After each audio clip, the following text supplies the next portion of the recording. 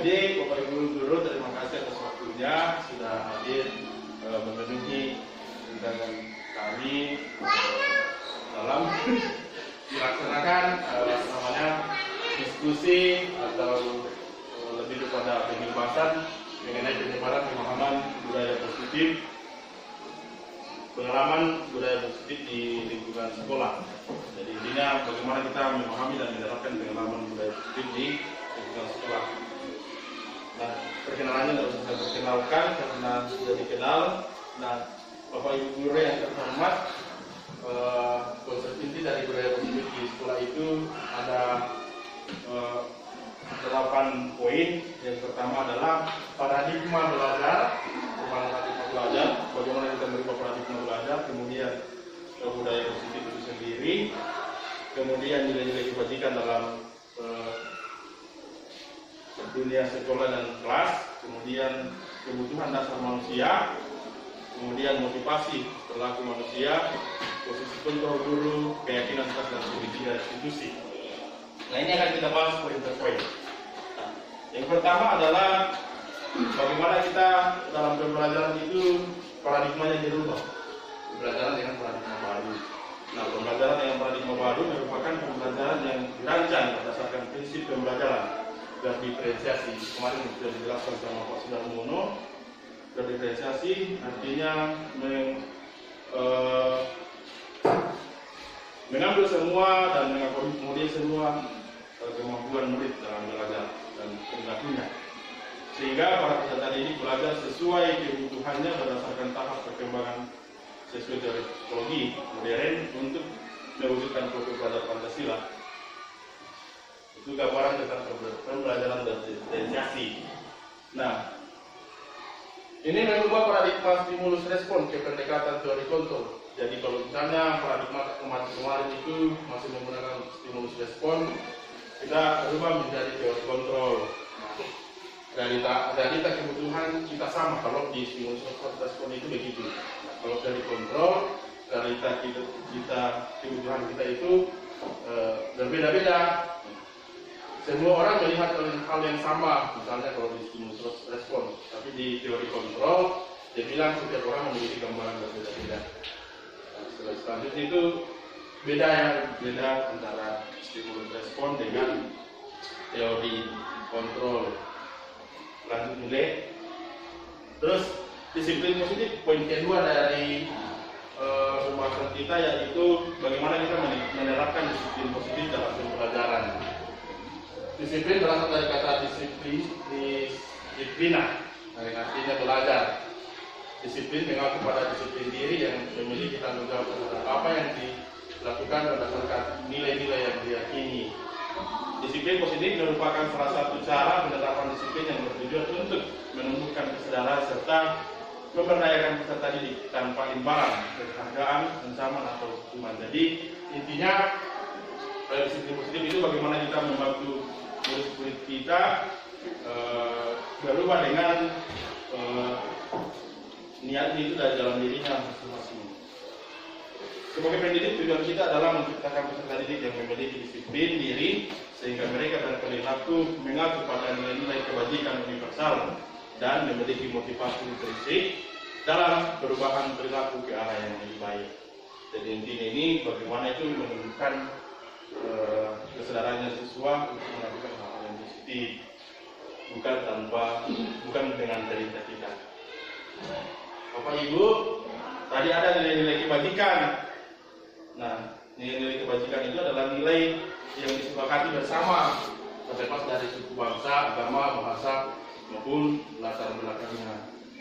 Nah, di beberapa institusi atau organisasi, contoh nilai kebajikannya, ya saya ambil berapa itu, tapi saya hanya ambil 3. Kalau profil belajar Pancasila itu kita semua ketahui ada beriman berhak kepada Tuhan Yang Maha Esa dan kelas mulia. Yang kedua mandiri, bernara kritis, bertindak global, berkecukupan dan lain-lain. Kalau di IBO Premier Years Program toleransi, dia menyebabkan nilai kebajikannya itu toleransi, rasa hormat, integritas, mandiri, menghargai, antusias, empati, keingintahuan, kreativitas, kerjasama, terjadi dan komitmen. Nah, kalau misalnya nilai kebajikan yang diterapkan di dalam hidup, life skill, ya dia menerapkan itu dapat dipercaya, lurus, hati, pendengar yang aktif, tidak merendahkan orang lain, memberikan yang terbaik dari diri. Jadi itu contoh-contoh nilai kebajikan yang diterapkan oleh beberapa institusi atau organisasi, termasuk di sekolah itu ada namanya kebutuhan Pancasila, itu yang diterapkan. Kebutuhan dasar manusia. Kebutuhan dasar manusia adalah segala sesuatu yang kita lakukan untuk mendapatkan apa yang kita inginkan. Seluruh tindakan yang kita lakukan memiliki tujuan tertentu. Dan semua usaha terbaik yang kita lakukan adalah dalam rangka agar kebutuhan dasar terpenuhi dengan baik. Jadi kebutuhan dasar manusia itu seperti ini Bapak Ibu, 5 kebutuhan dasarnya manusia. Dan itu juga dianggap sama anak-anak kita. Yang pertama itu bertahan hidup. Yang pertama dari bertahan hidup itu ada kebutuhan akan makanan, pakaian, tempat tinggal, keamanan, dan kesehatan. Terus anak-anak kita itu sebagai manusia juga dia membutuhkan namanya kasih sayang dan rasa diterima. Ya, dipedulikan, berbagi, kerjasama menjadi bagian dalam kelompok. Kemudian kebutuhan dasar yang ketiga itu adalah penguasaan. Bagaimana harga diri, keinginan untuk dianggap, memimpin, berprestasi, diakui dan didengar. Kemudian kebutuhan dasar yang keempat itu adalah kebebasan. Bagaimana manusia itu bisa mandiri, memiliki pilihan, kemudian mencoba hal baru dan mampu mengendalikan dirinya. Terakhir, kebutuhan dasar manusia yang kelima adalah kesenangan. Nah, bermain, humor, antusiasme, dan tertawa. Nah, dari kelima kebutuhan dasar manusia ini, Bapak Ibu, itu juga yang dibutuhkan sama anak-anak kita. Bagaimana kita menjadi seorang guru untuk memenuhi 5 kebutuhan dasar manusia ini terhadap anak didik kita. Lanjut, poin yang berikutnya itu adalah motivasi perilaku manusia. Nah, adalah untuk menghindari ketidaknyamanan atau kesuman, ada juga untuk mendapatkan imbalan atau penghargaan dari orang lain. Kemudian ada juga untuk menjadi orang yang mereka inginkan dan menghargai diri sendiri dengan nilai-nilai yang mereka percaya. Jadi anak didik kita, peserta didik kita di sekolah itu melakukan berperilaku itu, motivasi intrinsiknya itu ya yang pertama itu kebanyakan karena tidak ingin dihukum, tidak ingin menerima ketidaknyamanan. Kemudian ada juga yang untuk mendapatkan penghargaan, diakui sama gurunya, sama temannya dan lain sebagainya. Jarang sekali anak-anak kita itu supaya dia menjadi orang yang mereka inginkan dan menghargai dirinya sendiri. Jarang sekali ketika ini menjadi motivasi bagi anak kita di sekolah. Terus hukuman, itu tadi ada disebutkan motivasi karena menghindari hukuman. Hukuman yang dimaksud itu tidak terencana, tiba-tiba. Jadi karena hukuman itu dihindari sama anak-anak takut kalau kita harus memberikan hukuman yang mereka tidak ketahui apa yang akan menjadi konsekuensi ketika mereka melanggar. Kemudian sifatnya bersifat sekolah, kemudian berupa hukuman fisik atau psikis. Nah, konsekuensi itu salah satu hukuman juga, tapi lebih kepada ketencana dan disepakati bersama dengan anak-anak. Bisa juga disepakati bersama guru dan disampaikan sama anak-anak. Kemudian murid tetap dibuat tidak nyaman. Kemudian sikap guru selalu memonitor murid. Jadi sering kita memantau anak-anak itu apakah dia melanggar atau tidak. Kalau misalnya melanggar, ada konsekuensinya lagi. Jadi kebanyakan perilaku anak itu menghindari semuanya ini. Terus ini yang positif yang seharusnya ada adalah restitusi. Adalah bagaimana menciptakan kondisi bagi murid untuk memperbaiki kesalahan. Nah, proses kolaboratif yang mengajarkan murid untuk mencari solusi sendiri. Dari ceritanya ini restitusi adalah model baru dan itu yang harusnya diterapkan di sekolah, yaitu bagaimana kita mengajak murid kita menyepakati satu keyakinan, apakah keyakinan sekolah atau keyakinan kelas. Kemudian konsultatif yang menginginkan murid untuk mencari solusi sendiri. Kalau misalnya keyakinan kelas sudah disepakati bersama dengan murid, dibuatlah namanya solusi apa, bukan hukuman. Nah, itu yang seharusnya dialih sekarang di sekolah, yaitu restitusi, bukan hukuman maupun konsekuensi. Nah, lanjut, ada namanya 5 posisi kontrol dulu. Tadi itu disampaikan dalam 8 poin itu. Nah, apakah kita sebagai penghukum, sebagai peserta didik kita, apakah kita sebagai pembuat rasa bersalah, ataukah kita sebagai teman, pemantau atau manajer? Nah, penghukum itu adalah siswa yang misalnya terlihat melanggar walaupun belum ada aturan di sekolah dibuat, tapi terlihat melanggar langsung diberikan hukuman yang mereka tidak ketahui apa itu hukuman itu. Nah, kebanyakan saya sendiri sebagai penghukum bagi anak-anak. Terus guru juga sering sebagai pembuat rasa bersalah kalau ada anak-anak melanggar atau ada anak yang berperilaku tidak baik. Sering kita bilang, kau kenapa seperti itu? Ya. Semakin kita membikin anak-anak itu untuk selalu merasa bersalah yang lebih besar dari kesalahan yang dilakukan, mungkin tidak sepantasnya, mereka lebih memiliki perasaan lebih bersalah lagi, tapi kita buat lebih bersalah lagi. Nah, kebanyakan guru masih dengan berpikir seperti itu. Ada juga yang sebagai teman ini adalah guru yang kalau misalnya ada hal yang dilakukan oleh anak-anak, mereka bisa merubah itu ke arah yang lebih baik lagi, tapi dia bilang lakukan yang terbaik demi saya. Demi saya, artinya kalau misalnya guru lain mengajaknya berubah, mungkin tidak akan dilakukan karena tidak dianggap sebagai teman. Nah, terus pemantau ini masih membuat juga murid tidak nyaman karena sering dipantau terus ditanya, kau tahukah kesalahanmu hari ini? Mungkin kau tidak lengkap datang di sekolah, atau mungkin kau datang terlambat di sekolah, dan kau harus mengetahui apa konsekuensinya atau apa hukumannya jika melanggar. Itu memantau. Jadi sebenarnya mengingatkan anak-anak tentang kesalahannya, lalu kemudian mengingatkan tentang hukuman yang akan diberikan. Terus posisi manajer itu bagaimana seorang guru mengajak anak-anak untuk menyadari kesalahannya, lalu kemudian mengajak anak-anak untuk mencari solusi bersama dari kesalahan itu yang terbaik. Jadi yang seharusnya sekarang kita lakukan adalah memposisikan diri kita sebagai manajer, itu yang terbaik.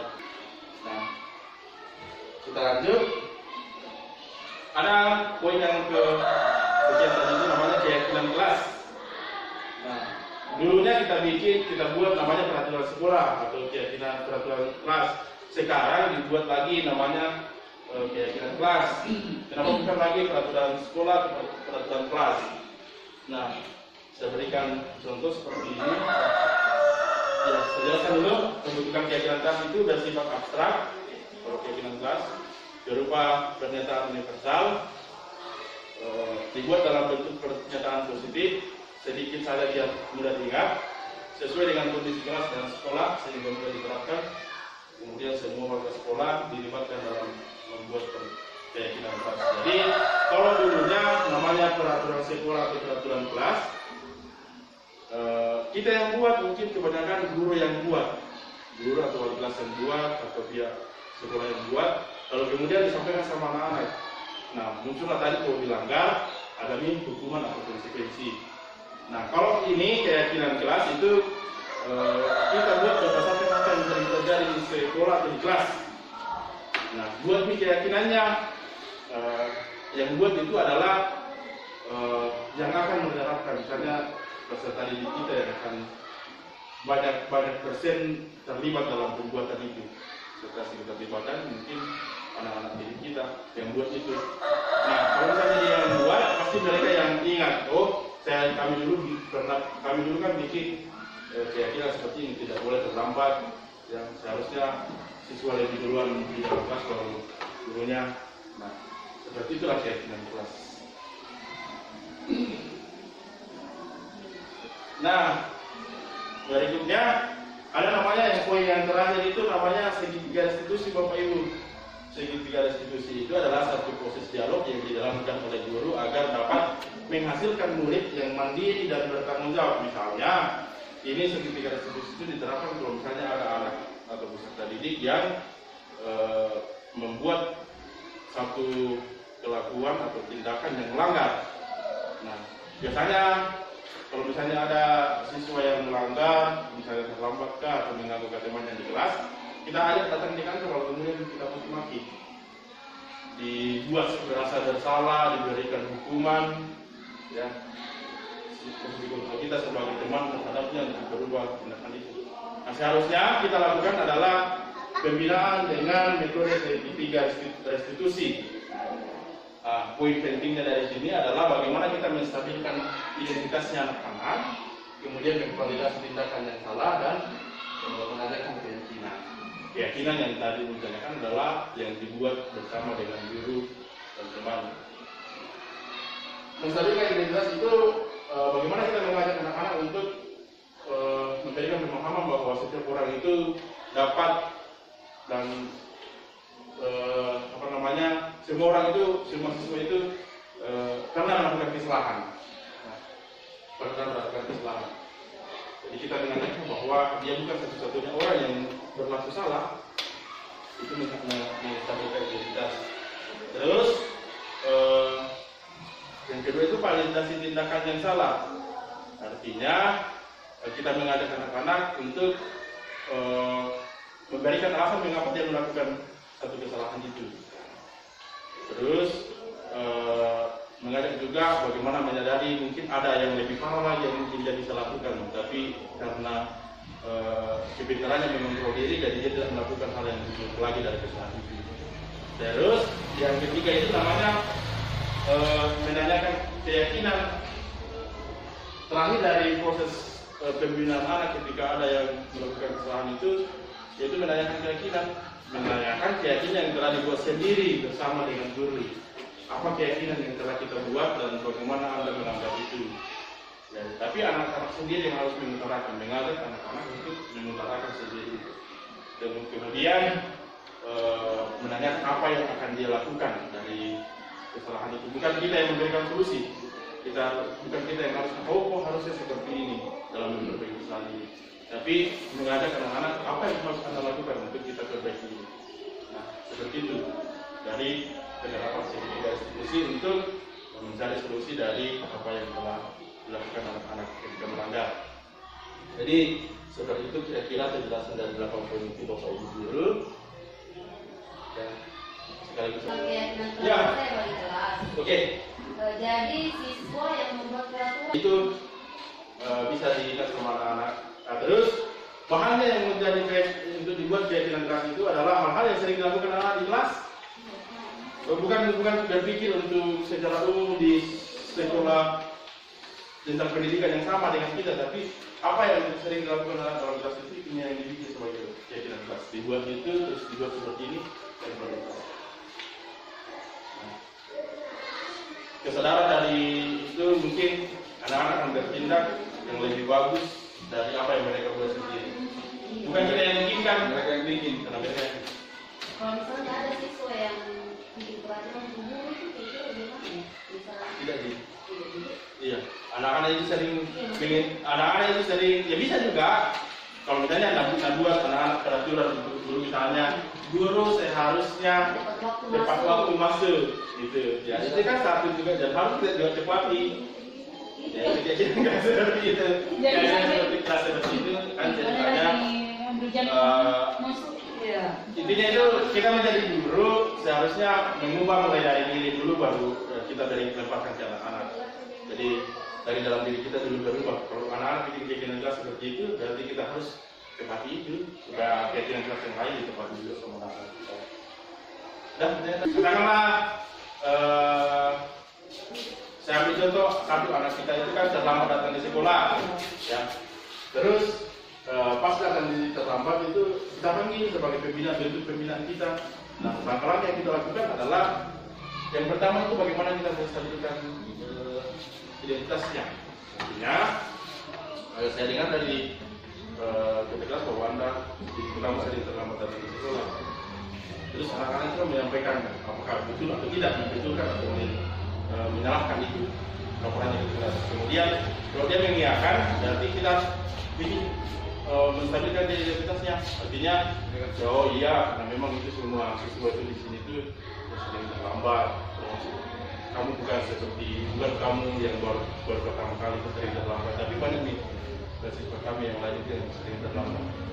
Jadinya Pak begitu. Terus maksudnya kita jadi kualitas tindakan yang salah. Baik bagusnya itu karena baru 5 hari terlambat datang. Bagaimana kalau misalnya 1 bulan terlambat datang? Itu kan lebih parah lagi. Nah, artinya kita menyadarkan bahwa ternyata lebih parah kalau lebih lama lagi terlambat datang. Nah, terus kemudian kita buatlah masih mengingat kayak itu keyakinan keras yang kita bikin kemarin. Apa yang kira-kira ya pendapat tentang itu? Nah, iya saya melanggar itu keyakinan keras, harus tepat waktu. Nah, terus ditanya lagi apa yang harus kita lakukan dari perbaikan dari masalah ini. Nah, bukan kita yang bilang oh saya harus memperbaiki, tapi ditanya apa yang harus kita lakukan. Anak-anak akan beragam jawabannya, tapi lebih menyadarkan bahwa oh ya saya karena kami pernah merumuskan keyakinan itu dan kalau dilanggar itu bagusnya. Dan sebagusnya kita dilanggar, kita yang itu sekedar radikal. Oke. Apa lagi? Kemudian tadi itu yang keyakinan keras. Ya keyakinan keras. Apakah tidak akan dikritik kalau misalnya itu keyakinan keras diberikan kepada masing-masing individu siswa, ya, atau sekolah, atau wali kelas, siswa. Bagus juga kalau misalnya individu. Saya kemarin contohkan itu kita buat kelompok supaya terlalu banyak, karena kan poin dari pembentukan keyakinan kelas itu adalah bagaimana hal yang biasa dilakukan di kelas sebagai tindakan yang tidak bagus atau tindakan yang kurang baik itu diperbaiki menjadi satu keyakinan. Nah, kalau misalnya kan individu bisa jadi, tapi kadang-kadang nanti sama. Ya, jadi nanti akan dirangkum lagi. Kalau dibuat perkelompokan bisa diutarakan seperti kelompoknya terus ini juga mendorong anak-anak kita untuk bagaimana merumuskan. Jadi oke, baik. Dan itu lah. Ya, sudah. Terima kasih banyak atas partisipasinya Bapak Ibu yang saya hormati dan yang hebat. Mohon maaf ketika dalam penyampaian materi saya ini banyak yang tidak berkenan. Mohon diberikan arahan dan petunjuk nantinya untuk kelanjutan dari apa yang kita lakukan di sekolah dan di kelas masing-masing. Juga berikan saya masukan untuk tugas pendidikan saya di PPGP sampai bulan April. Terima kasih Bapak Ibu Guru.